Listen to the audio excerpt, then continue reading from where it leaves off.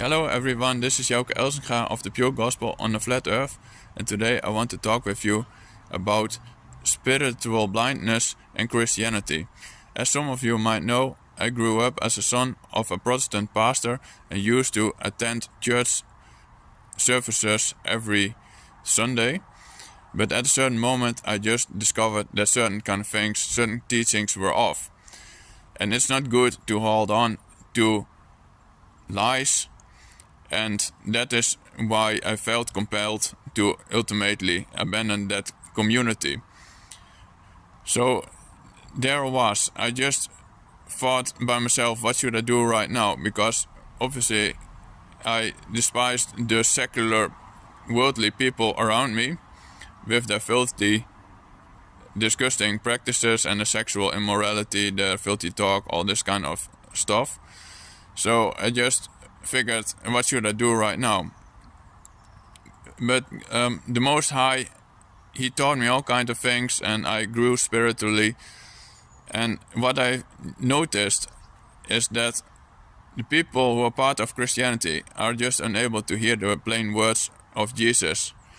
And that is because they harden their hearts. They hold on to Christianity, and as a result they reject Christ instead, because Christianity was not introduced by Jesus and it is not founded in Him.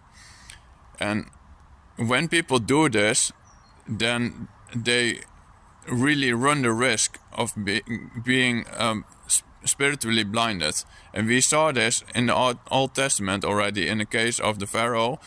We saw it with the Israelites, who also rejected the call of the Most High time and again. And we saw it later on with the Pharisees, who were also cursed by spiritual blindness, basically, because they refused to submit themselves to the Most High. They refused to get humble. They refused to deny themselves, as we are called to do.